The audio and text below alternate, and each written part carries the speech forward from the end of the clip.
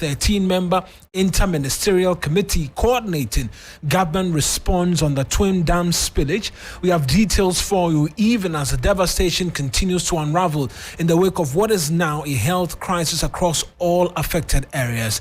The Volta River Authority, meanwhile, says it has seen a marginal decrease in the water levels at the dam.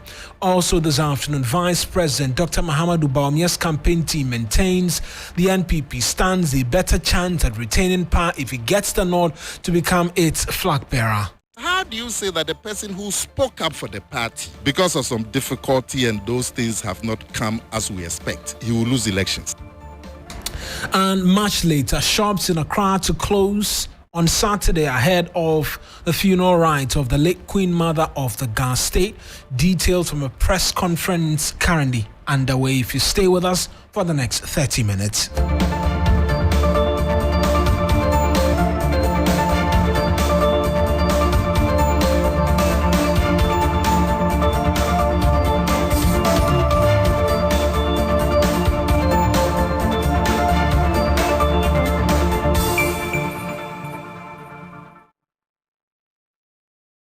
A pleasure that you could be a part of this afternoon's bulletin.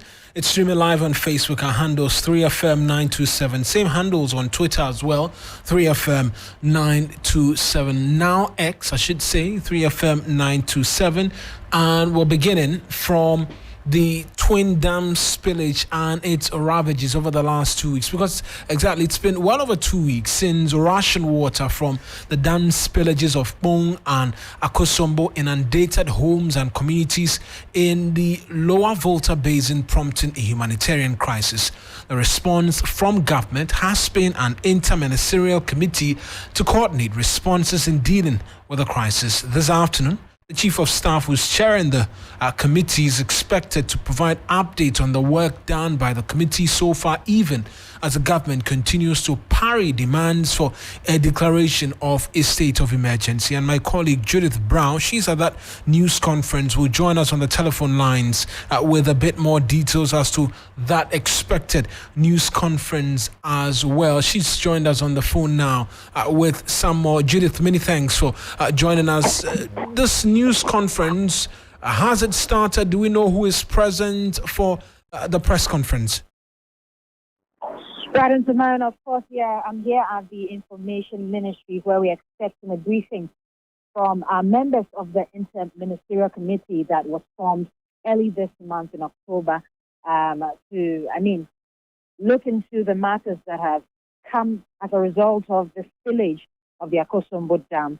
Now, we know that we are going to be addressed by the Inter-Ministerial Committee headed by Chairman Frema Osei Opare, and also the Volta River Authority. For now, we're expecting that at least they would give us some updates on really what the plan of the committee is on the movement of the people, that's those who have been affected, the statespersons that have been affected in most of the communities. We're also expecting that they give us at least a plan on relief of those who are not at the epicenter of the crisis. And we're talking about areas like Germany, where I visited, some days ago to report on the floods as well. So we're expecting things like that. We're also expecting how much has been set aside, at least for the relief, and what kind of relief entirety that will be sent out to these persons. We're also hoping that they give some updates on really what the plan is, basically, for a post-spillage. After the spillage, what exactly would be done? So these are what we are expecting from the briefing here at the Information Ministry. But for now, it's not yet started. We are hoping that they'll be in a few minutes, and then we'll know what really would be the plan. Right then, Judith, many thanks for those updates. That's my colleague Judith Brown from the Information Ministry, where there's the expectation that that news conference will kickstart shortly so we can bring you details on. But also developing this afternoon is the anger which was built up against Sanitation Minister Frida Prempeh, and the minister at an event yesterday accused the resident of failing to heed advice on relocating well ahead of the dam spillage. This, she believes, has caused the government considerable financial difficulty in relation to a cost of relocating the affected residents. We don't want what has happened at Akosombo to happen to to us in Accra. The Akosombo spillage, even though VRA, NADMO, the Water Resources Commission came together to educate the people in the community, did simulation exercises with them even at Mepe. Yet they refused to leave. They didn't want to be evacuated. They stayed there till the end when we started spilling. Unfortunately, look at what is happening. And government has to spend millions of money on relief items, on education. The whole area, the water is contaminated. And what Ghana Water and Water Resources Commission would have to spend millions of money to treat the water. We cannot continue to sit back and allow these things to go on. Looking at what is happening at Akosombo. So that's the Minister for Sanitation, Frida Prempeh, speaking there. Well, members of Parliament for Pru East and North Tongue, they've been responding to the comments by the Minister. The people northwest of the dam, including Pru East, felt the effect of heavy flooding of the Volta Lake. And in my area, no education was done. Indeed, today happens to be the first time when the Director General of NADMO, accompanied by the Regional Minister for Bono East, visited the Pru East District today with some relief items. But those of us north of the dam have not been engaged in any form whatsoever. I mean, does she know what she's talking about? And move to where? That the people refuse to move to? I mean, move to where? Is she aware that we were here more than 200 years before the dam was constructed? That we had to give up portions of our land for these two dams to be constructed. I mean, the level of ignorance is shocking. They should stop embarrassing themselves. So that's a reaction from Kwabena Donkor, he's Pru East MP, and then the North Tongue MP Samuel Okudzeto Ablakwa as well. Quite a number of individuals have been reacting on social media as well in relation to the comments by the minister. We'll bring that to you shortly if you stay with us here on 3FM 92.7. But we're taking you to Mefe now because the education minister is visiting the town to assess the impact of flooding on education and its delivery in the area. The Ghana National Association of Teachers as well, they are in the area as well, and my colleague George Queenin is there for us and will provide details as to exactly what it is that has been ongoing in relation to the visit by the two education entities. The first being the education minister, Dr. Yawoseye Duchum, and then the Ghana National Association of Teachers, who've also taken a trip to the area for some more details. But closely in relation to Mefe and the difficulties there, and I keep mentioning that if you go onto social media, you see for yourself some of the videos in relation to how bad it is. People's houses and the others completely submerged and the likes. In Mefe, to be specific, the National Disaster Management Organization says it is currently undertaking an exercise to construct access roads, alternative roads leading to the communities to help in the movement of relief items and the likes. And George Queenin caught up with Seji Saji, who's a deputy director for NADMO, and he's been speaking to the plans for a creation of alternative routes for citizens in the affected area. Well, it is because when we started evacuating the affected persons here, little did we know that the water was going to come on the road and block all the access roads. There are 3 access roads here. They have all been completely inundated, and vehicles cannot ply those roads again. So you saw that we started using the boats. That is when we brought in the military boats. But the water is already a contaminated water because this water went through homes, latrines, and all that. The Ghana Health Service has declared those waters now as a public health emergency. So it is important that it is either we relocate the people or we block the water. If we block the water, there cannot be any access. So we needed to create an access. Thankfully, we got a place and the contractor is on site. The road has been created. Parts of it are mushy. They are trying to get gravels, and that is that. If that is done, hopefully by the close of today, tomorrow it is possible we can block commuting on that contaminated water. So it is either tomorrow or next tomorrow, depending on when we are able to make the road quite passable. What we intend is to have buses here for those who want to commit to and fro from the camp, so that when we block, it will not inconvenience those who bring in supplies and go out to do other things. Okay.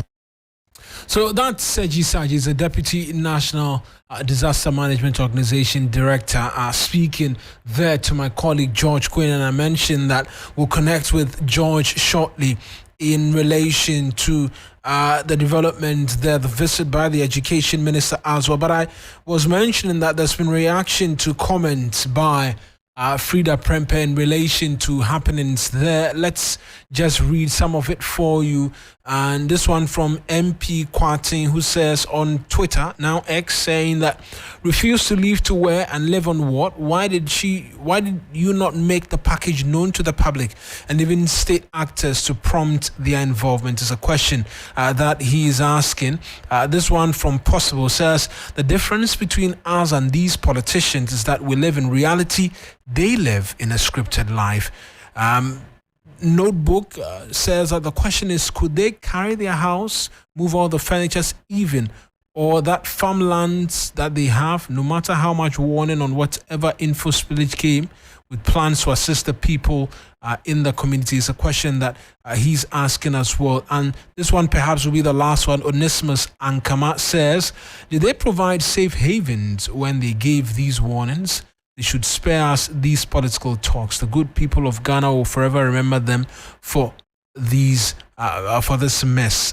He says, and those are just reactions really that are coming through in relation to the comments made by Sanitation Minister Frida Prempeh. But as the spillage continues to cause a lot of havoc in the lower Volta Basin, the difficulties in being able to spill all of the water, which has made it quite dangerous for the Akosombo Dam, means that both the black and white Volta River is beginning to overflow its banks up north as well, and that is affecting areas like Buipe.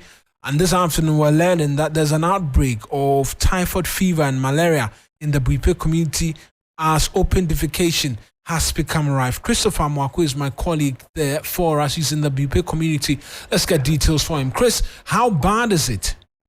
Yes, so Mawuena, I must say that the situation is really, really serious here in the Buipe community. The issues of typhoid and malaria is becoming an alarming situation for residents.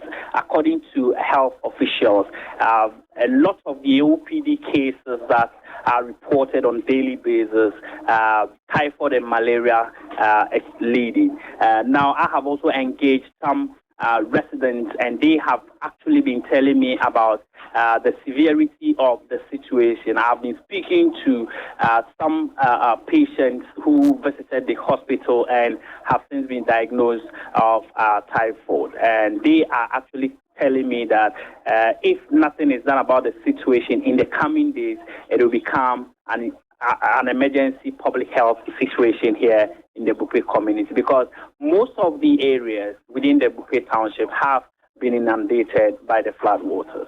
Inundated by the floodwaters, we saw officials of NADMO visit Pru East in the Bono region to provide some relief. Has that come to the people in the Buipe area? Because this has been persistent for quite a while.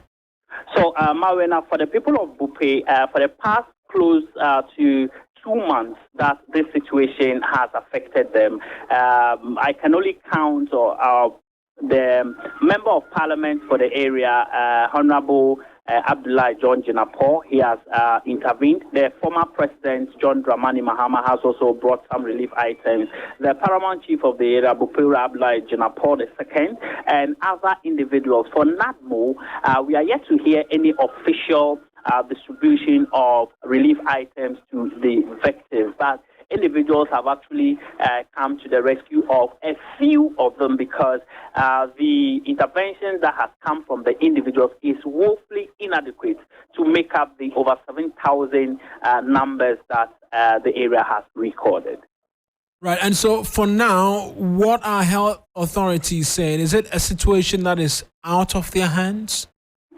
For now, in relation they are to still the health managing crisis? the situation. As we speak, the district director of health is not in the district. We understand that he's following up on some of these concerns. The medical officials here in the Bupe township, that is to say the Bupe hospital and a health facility here, according to them, even though the numbers keep increasing, but at their level, they are able to manage it for now. But they have also extended a hand of support to the member of parliament for the area, the paramount chief, and other stakeholders to come to their aid with consumables, such that when the situation gets worse, they'll be able to contain it. All right then, Chris, many thanks for those details. Christopher Marco is my colleague there, providing details there for us in relation to the ravages. This time, not the dam spillage, but excess water in the Volta Lake means that the tributaries that are flowing into the lake, that's the white and black Volta, which come from up north, they still have quite a lot of water in them, and so they're overflowing their banks and they're entering other communities. One of such is Bupe. My colleague Judith earlier mentioned Germany as well.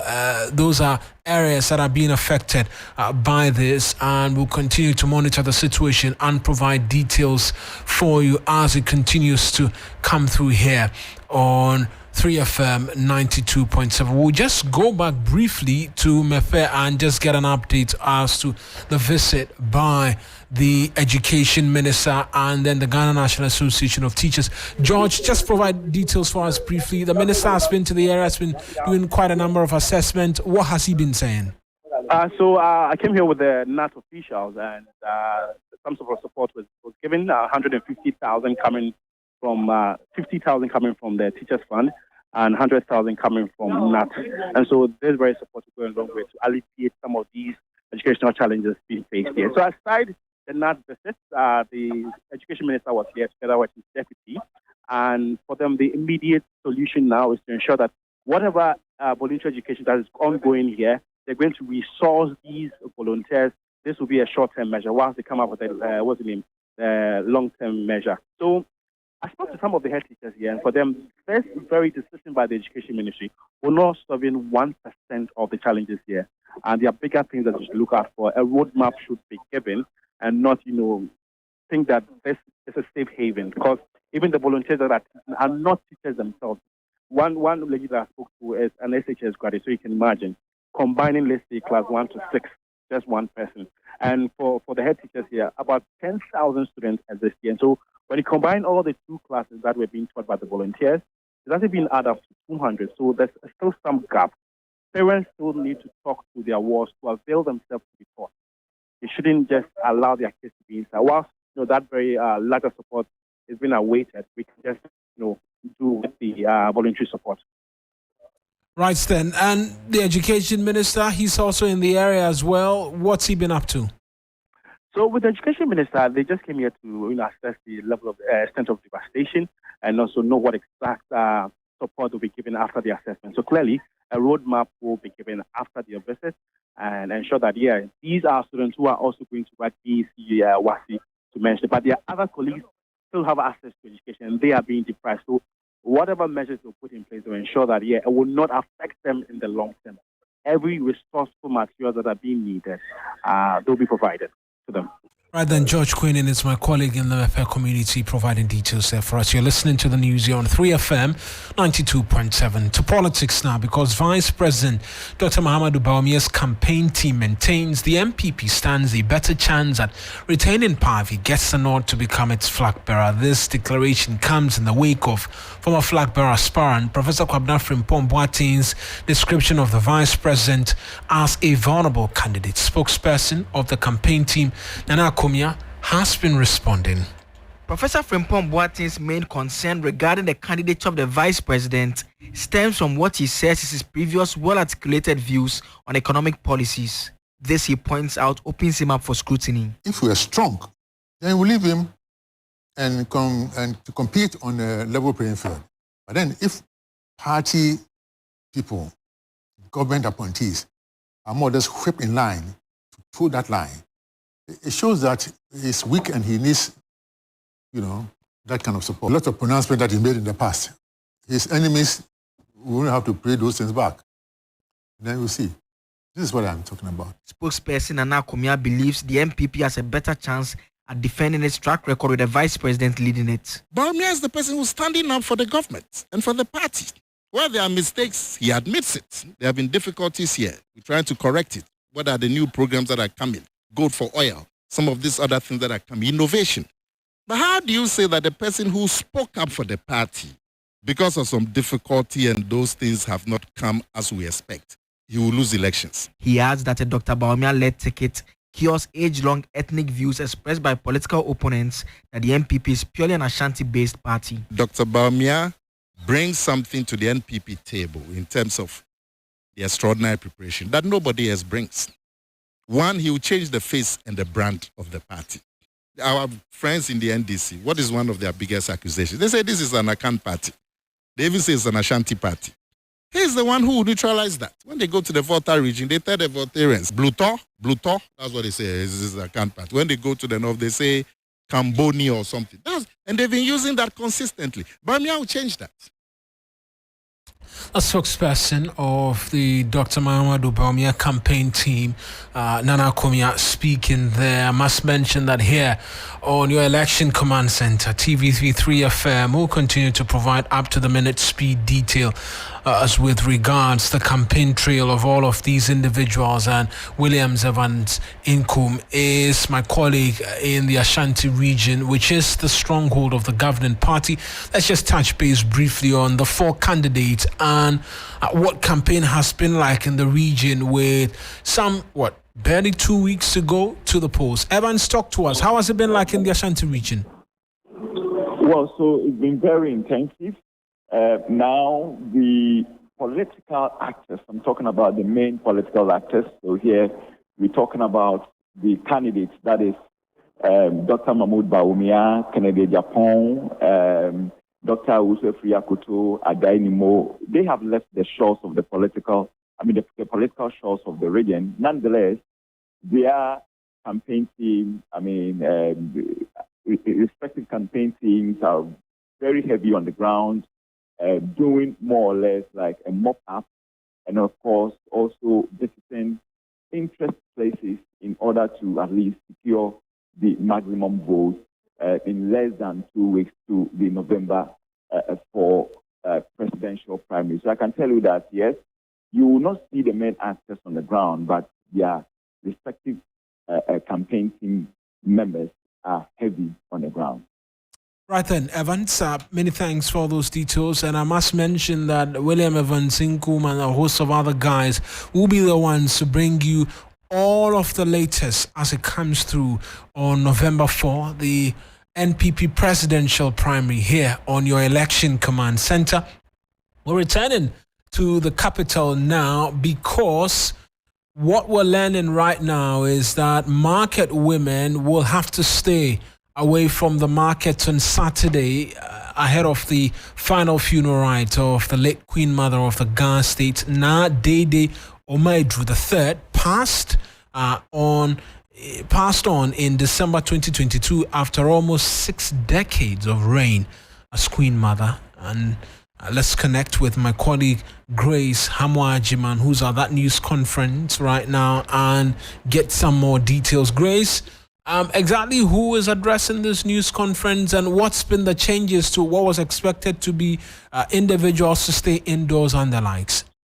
Hi, Mawuena. So the press conference is yet to begin. It was initially starting very soon, but we had to break because the government chair is receiving the chiefs and queen mothers from the Akwamu state, from the Akan state, who have some special relationship with the government. And so we have to hold on for that to pass, and then the press conference can continue. But what we are picking on the ground, that the initial directive that people were supposed to stay indoors from 6 p.m. tonight has been reviewed. Rather, markets are supposed to close or shut down on October 28th on Saturday, which is the day the Queen Mother is going to be buried. And this is happening because the Queen Mother in her prime stage was a market queen. And so if she's going to be buried, and then all market women to give her that last respect and not open their market, to say a proper goodbye to her as she's being laid to rest. And so what? It means that all markets in the capital will not be operational.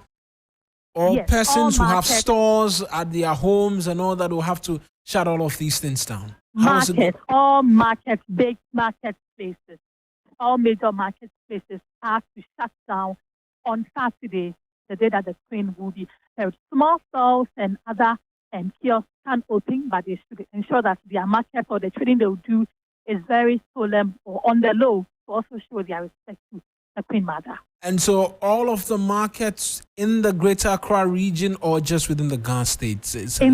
In the gas state, all markets that fall under the gas state are to shut down. Right then, Grace, many thanks for those details. That's my colleague Grace Amuachiman. There'll be a lot more if you stay with us here on 3FM 92.7 in relation to details. But there's some news as well that's coming through in relation to lithium discovery in the country, and some contracts that's been handed out to Barari DV Limited. And the minority in Parliament, they are raising objections to that because the agreement have not come before Parliament for ratification. As to exactly what the concerns of the NDC minority is, my colleague Duke Menso Poku, not Duke, Joseph Akable rather, I should say, he's joined me in studio with details of that. The ranking on the Mountain Energy Committee has some words in relation to this. He makes the point that they wish to caution the Akufo-Addo-led government not to allow any commercial mining of Ghana's lithium resources without the necessary parliamentary approval. Any such move would be illegal and unconstitutional. In view of this, the minority in Parliament wish to unreservedly warn the government and all individuals, entities engaged in any commercial mining or exploitation of our natural resources without parliamentary approval to desist from such activities as they do so at their own peril. Such violations, if allowed to continue, do not only undermine the democratic principles upon which our dear nation stands, but also makes the point that it affects the future of our government, economy, and the well-being of our citizens. We urge the Ministry of Lands and Natural Resources to lay all such mineral agreements before Parliament for consideration without any further delay. But we've been doing our own checks in relation to some of the things as to whether or not it is the case that these agreements should be put before Parliament, or they should go to Parliament after the government reaches an agreement with whatever company is expected to undertake whatever mining. 2 points. The first point is obvious in the concluding part of his statement, which says that they want all such mineral agreements. And so there ought to be an agreement that ought to be laid. And the constitutional provision that he makes reference to, 268, it makes the point that any transaction, contract, or undertaking involving a grant of a right or concession by or on behalf of any person, including the government of Ghana, or any other for natural resource mining made or entered into after the coming into force of this constitution, shall be subject to ratification by Parliament. And so even though the statement makes the point that prior approval, the constitutional provision does not provide prior indent. So that is how he concludes by saying that such agreement should come to Parliament for approval. Right then, Joseph, many thanks for those details. And so the minority making a claim for the agreement. Lithium is a big deal, though, in terms of electronics, a phone to use and the likes. And so increasingly, the country is blessed with a lot of natural resources. And we just end in the Ashanti region again because 2 persons arrested in connection with a disturbance involving youth groups in Pankrano and Adabraka have been remanded in police custody by the Tafo Circuit Court to reappear on Wednesday, November 1. They were charged with rioting and unlawful destruction of properties. That's our bulletin for you this afternoon, which came to you from our studios here on the John Hammond Street in Accra. As always, a lot more news if you log on to 3news.com. The business team will be here shortly with the very latest from the world of business. I am Eric Mawuena. Egbeta, many thanks for listening.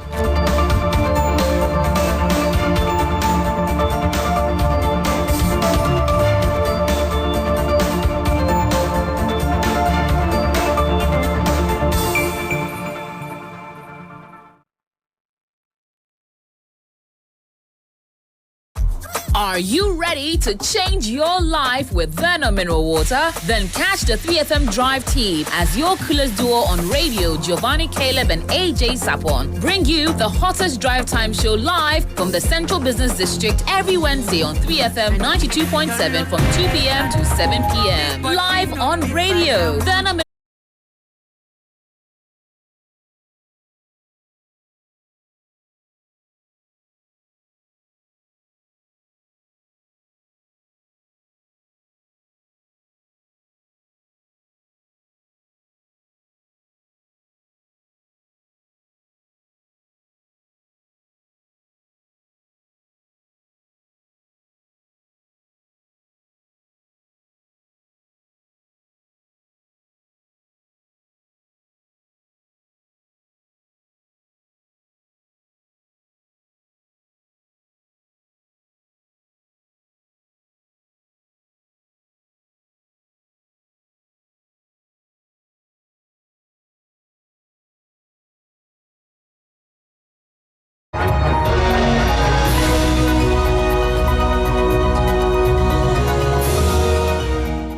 Good afternoon. Welcome to Business Daily. My name is Michael Obodu. Coming up, Peasant Farmers Association concerned about potential threat to food security due to destruction of large farmlands following Akosombo and Pond Dam spillage.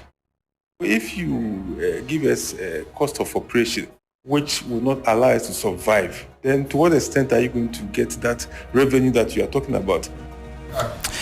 Also, Ghana Hotels Association warns of impending crisis for hospitality sector over burdensome taxes and rising utility tariffs. Plus, Ghana Association of Banks blames high loan default rate on economic challenges. This and many more coming up shortly.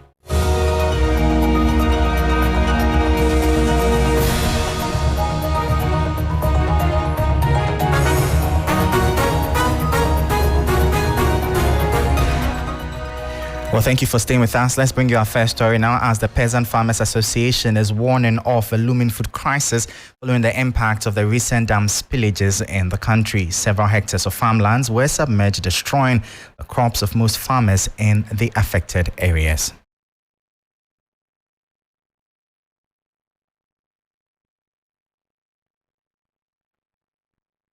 The ongoing spillage at the Akosombo and Pond dams over the last couple of weeks has destroyed several hectares of farmlands as well as fish farms.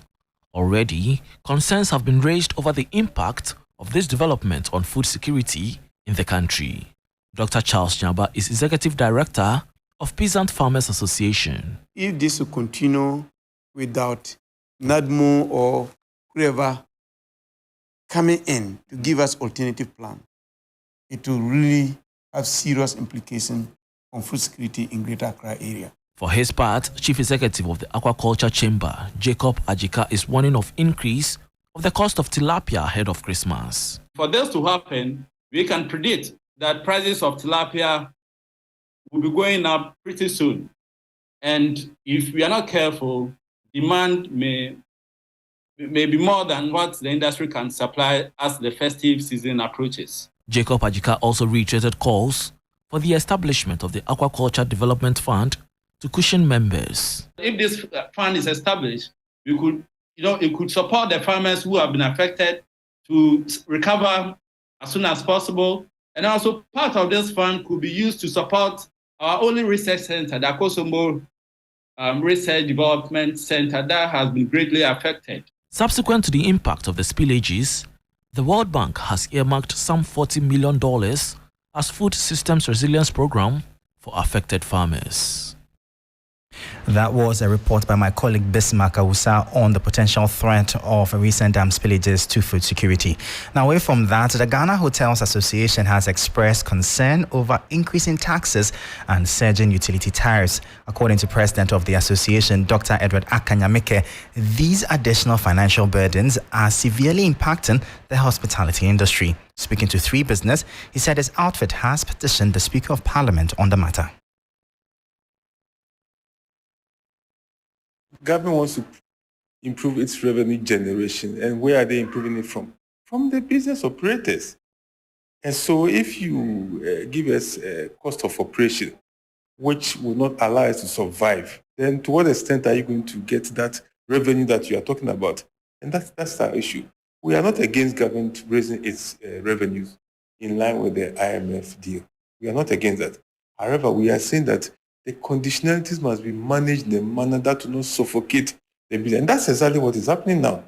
And you see, the property rate is even one aspect of it.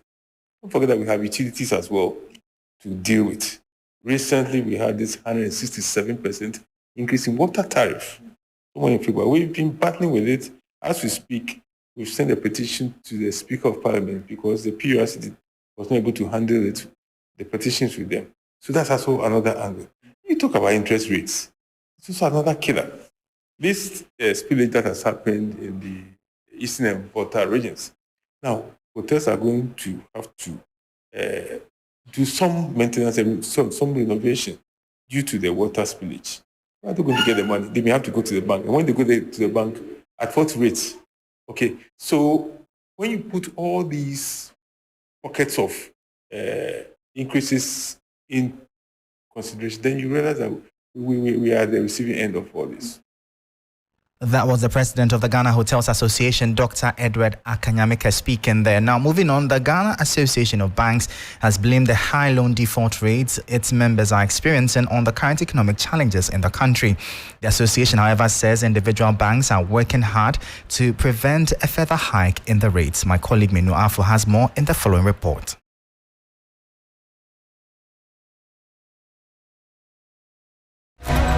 Rose to 20% in August 2023 from 14.3% in August 2022, according to Bank of Ghana. Acknowledging the hard economic environment Ghana is currently facing, Chief Executive Officer of Ghana Association of Banks, John Ewua, says it has become necessary to put measures in place to ensure banks' survival. As borrowers, we need to be responsible. The situation where, because we do not have a 360-degree view of the customer, borrowers are able to default in a certain transaction and still are able to have access to the banking system. If you are a business or an individual and you are defaulting on your rent payment, there is no reason why you should have access to the banking system. Loan acquisition for individuals or businesses may become even harder now as individual banks have tightened their loan sanction procedures as a means of preventing payment risks from further heightening. Documentation has become very critical, making sure that documents are properly validated before maybe lending activity takes place. And as we are working with the Justice Administration as well, so that in the event that there is a need for recovery, we can quickly enter the court system and come out and be able to recover as quickly as possible. That was the CEO of the Ghana Association of Banks, John Ewua, ending that report by my colleague Menu Afo. Now, Ghana has relinquished its long-held position as the top-ranked country in aviation safety oversight on the African continent to South Africa. Now, despite Ghana's overall score remaining consistent, South Africa's recent audits revealed a significant improvement in their ratings, compelling them to the top spot. And that will be all for the Business Daily here on 3FM. My name is Michael Obodu. For more business stories, please check out our website 3news.com. Thank you for listening. As always, please stay safe.